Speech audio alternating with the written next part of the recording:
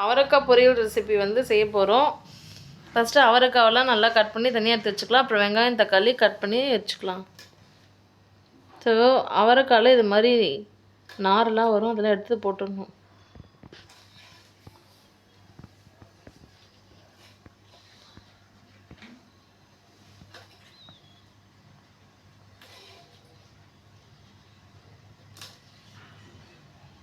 அவரைக்காயில் இருக்க நாரில் இது மாதிரி தான் எடுக்கணும்.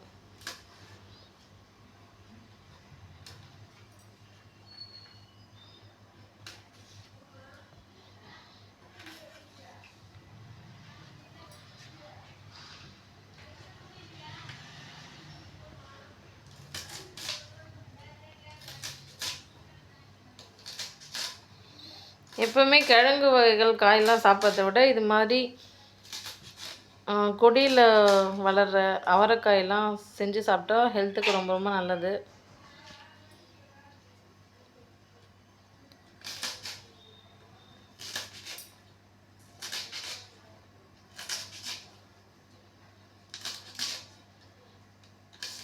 அவரைக்காய் பொரியல் ரெசிபி செய்யறது ரொம்ப ஈஸி. பட் கட் பண்ணுறதுக்கு நிறைய பேருக்கு தெரியாது, இந்த நார்லாம் எப்படி எடுக்கணும், எப்படி கட் பண்ணணும்னு சொல்லிட்டு. அதுக்காக தான் இந்த வீடியோ.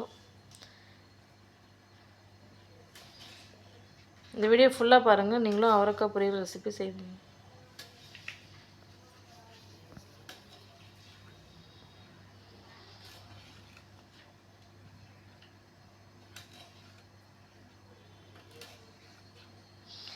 ஒரு காயில் 2 சைட்லையுமே நார் வரும்.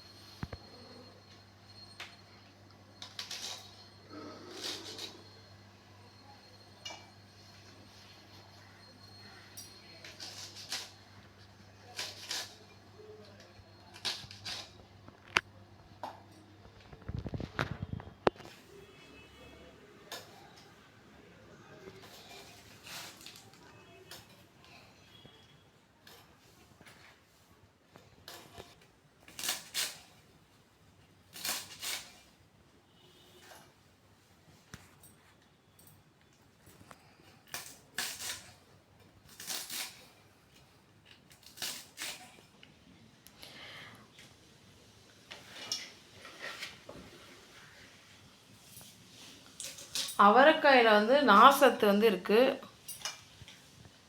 கால்சியம் மற்றும் வைட்டமின்கள் நிறைந்த ஒரு சத்தான காய்கறி இது. இரத்த சர்க்கரை அளவை கட்டுப்படுத்தவும், இதய ஆரோக்கியத்தை மேம்படுத்தவும், செரிமானத்தை சீராக்கி மலச்சிக்கலை நீக்கவும் உதவுகிறது. இதில் உள்ள இரும்பு சத்து இரத்த சிவப்பணுக்களை அதிகரிக்கவும், குறைந்த செமி குறையீடு உடல் எடையை நிர்வகிக்கவும் உதவுகிறது. ஸோ இது வந்து வெயிட் வந்து பேலன்ஸ் பண்ணுமா.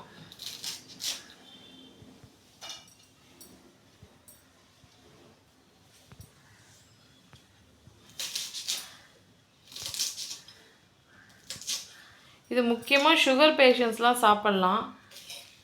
சர்க்கரை நோய் கட்டுப்பாடு, செரிமானம் மற்றும் மலச்சிக்கல் பிரச்சனை உள்ளவங்களும் இந்த அவரைக்காயை ஃப்ரீக்வெண்ட்டாக வாரத்துக்கு 1 இல்லை 2 வாட்டி சாப்பிட்லாம்.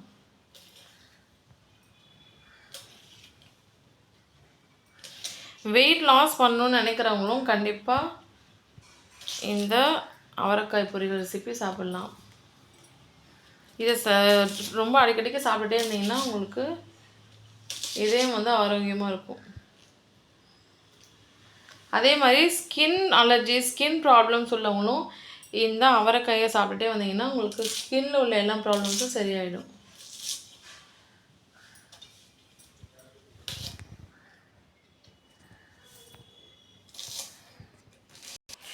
ஃப்ரெண்ட்ஸ், அவரைக்காயெல்லாம் அழகாக கட் பண்ணி எடுத்து வச்சாச்சு.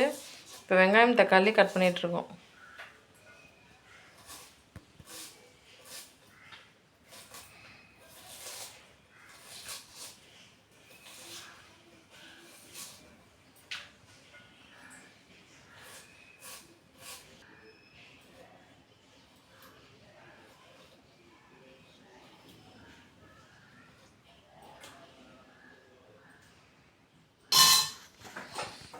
கேஸ் ஸ்டவ் ஆன் பண்ணிக்கலாம். இப்போ அவரைக்காய் பொரியல் ரெசிபி செய்கிறதுக்கு எல்லாமே நம்ம ரெடியாக கட் பண்ணி வச்சிட்டோம். இப்போது ஒரு கடாய் எடுத்து வச்சுக்கலாம். சரிங்களா? இதில் தான் நாங்கள் ஆக்சுவலாக அவரைக்காய் பொரியல் செய்ய போகிறோம். ஸோ ஆயில் ஊற்றி ரெடியாக வச்சுருக்கோம். இருந்தாலும் நம்ம அப்பளமும் இதுலேயே பொரிச்சிக்கலாம். பொரிச்சிட்டு அதே இதில் கூட நம்ம அவரைக்காய் பொரியலும் செய்யலாம். சரிங்களா? அது ஒன்றும் தப்பு இல்லை. அது மாதிரிலாம் பண்ணலாம். நிறைய வீட்டில் பண்ணுறாங்க.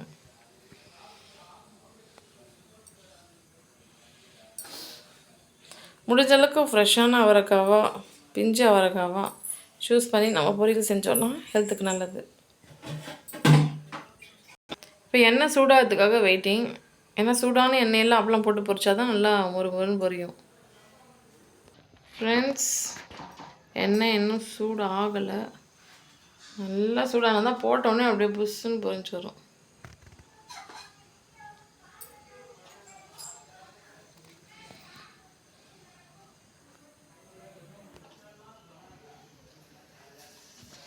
எண்ணெய் எப்பவுமே நல்லா காயணும். காஞ்சாதான் உங்களுக்கு அழகாக அந்த அப்பளம் ரெசிபி அருமையாக வரும்.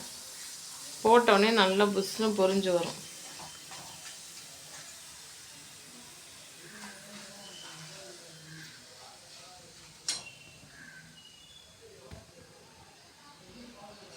நாங்கள் அவரைக்காய் பொரியல் தான் செய்ய போகிறோம். பட் அதே எண்ணெயில் என்ன பண்ணுறோன்னா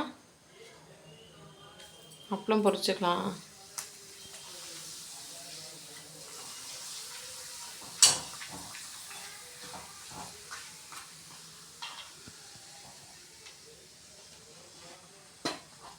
நாங்கள் எப்பவுமே அப்பளம்லாம் சுட்டு இது மாதிரி ஒரு பாக்ஸில் வந்து போட்டு மூடி வச்சுருவோம்.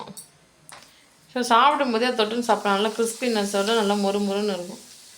வெளியில் ஓப்பனாக வச்சா என்ன ஆகும்னா அந்த மொறுமொறுப்பு தன்மைலாம் போய் நசுங்கி நமுத்து போய்டும். அதே மாதிரி நாங்கள் என்ன அப்பளம் யூஸ் பண்ணுறோன்னு ஒருத்தன் கேட்டாங்க. 555 அப்பளம் நல்லாயிருக்கு. நல்ல கம்பெனி, அது நல்ல பிராண்டு. இது மாதிரி பொரித்து சாப்பிட்டோன்னா நல்லா மொறுமொறுன்னு இருக்குது. சாப்பாட்டுக்குள்ளே நல்லா டேஸ்ட்டாக இருக்குது. ஸோ நாங்கள் 555 பிராண்ட் அப்பளம் தான் வாங்குகிறோம் கடையில். அதில் எம்ஆர்பி 20 rupees போட்டிருக்கோம். பட் அவங்க சேல்ஸ் பண்ணுறது 10 rupees சேல்ஸ் பண்ணுறாங்க.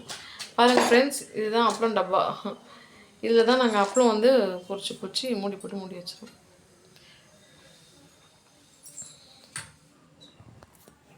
ஸோ ஆல்ரெடி எண்ணெய் சூடாகிடுச்சு. இப்போ நம்ம கடுகு வந்து போட்டுக்கலாம்.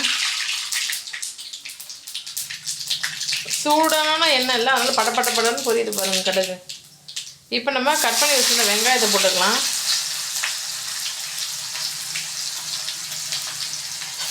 நல்லா வதக்கிக்கோங்க.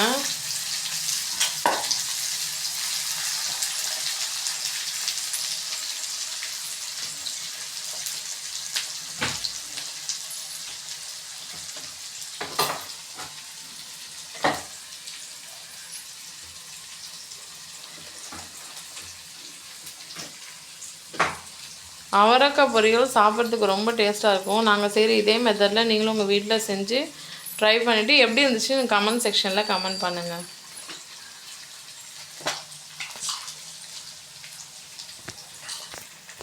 ஃப்ரெண்ட்ஸ், இப்போ வந்து லைட்டாக கொஞ்சம் உளுத்தம் பருப்பு கடலைப்பருப்பு போட்டுக்கலாம். போட்டு நல்லா வதக்கிக்கலாம்.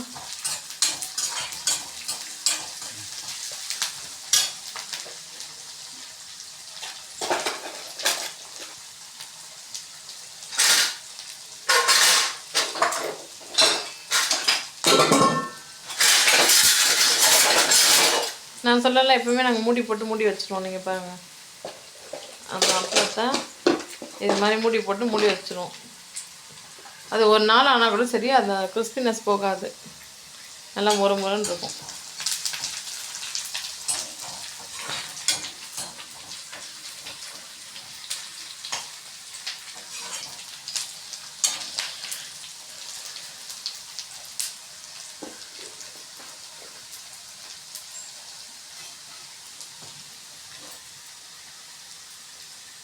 வெங்காயம் வந்து ஒரு கோல்டன் கலருக்கு மாறணும், ஒரு பொன்னிறமான கலருக்கு மாறணும். ஸோ சால்ட்டு போட்டுட்டு வதக்கிக்கோங்க.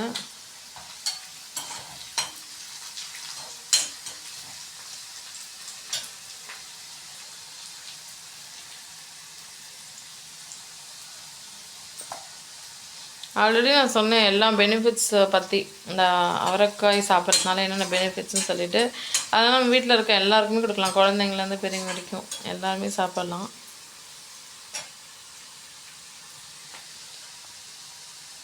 இப்போ கட் பண்ணி வச்சுருந்த தக்காளியும் போட்டு நல்லா வதக்கிக்கலாம்.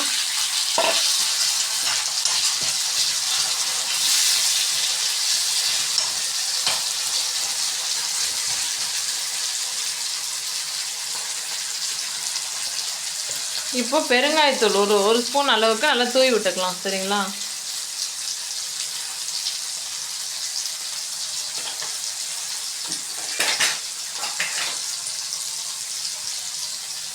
ஒரு ஸ்பூன் மஞ்சள் போட்டுக்கலாம்.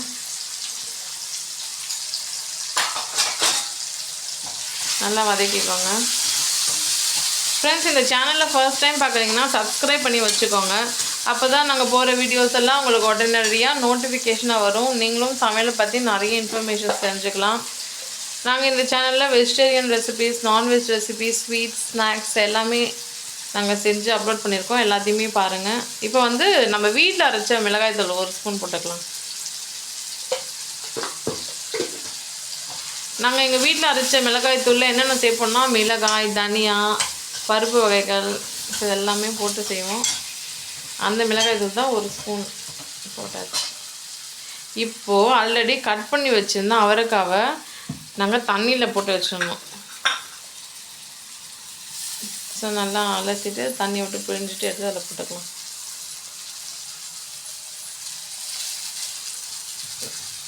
கொத்தமல்லி, கருவேப்பிலெல்லாம் போட்டுட்டு நல்லா வதக்கிக்கலாம். வதக்கிட்டு இங்கே பாருங்கள்,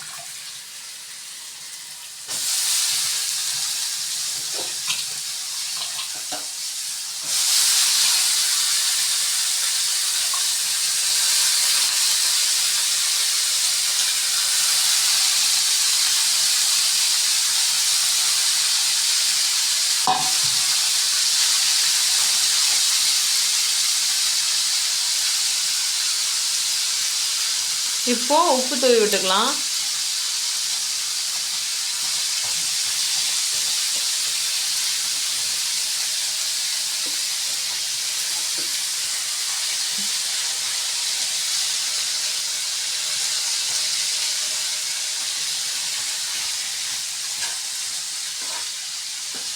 மொத்தமாக நல்லா கிளறிக்கலாம்.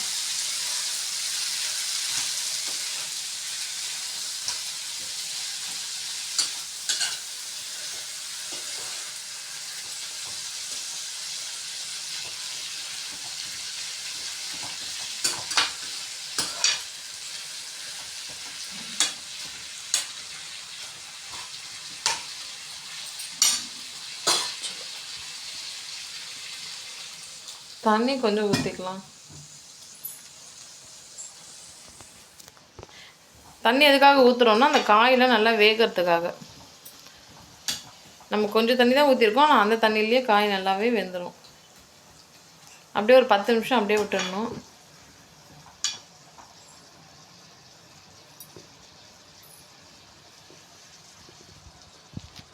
அவ்வளோதான் ஃப்ரெண்ட்ஸ், எவ்வளோ ஈஸியாக இருக்குது பார்த்தீங்களா அவரைக்காய் பொரியல் ரெசிபி செய்கிறதுக்கு. ஸோ இந்த வீடியோ பிடிச்சிருந்தா லைக் பண்ணுங்கள். லைக் பண்ணி ஷேர் பண்ணி கமெண்ட் பண்ணுங்கள்.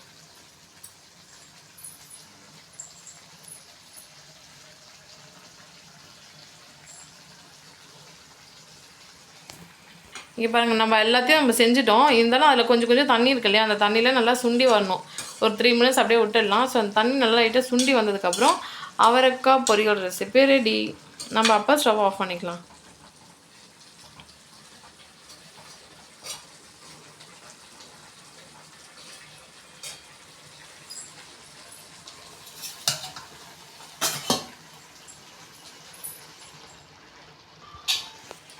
இதில் தண்ணி இல்லாத அளவுக்கு நல்லா சுண்டணும் ஃப்ரெண்ட்ஸ். அப்போ தான் வந்து அவரைக்காய் பொரியல் ரெசிபி சூப்பரான டேஸ்டியான ஒரு ரெசிபியாக ரெடி ஆகும்.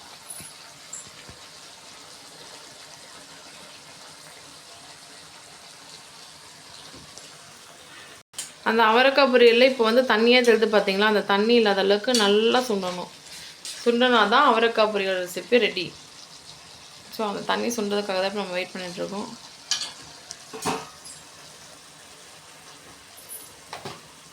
அவ்வளோதான் ஃப்ரெண்ட்ஸ், அவரைக்காய் பொரியல் ரெசிபி ரெடி. அதில் இருக்க எல்லா தண்ணியும் நல்லா சிந்திச்சு பாருங்கள்.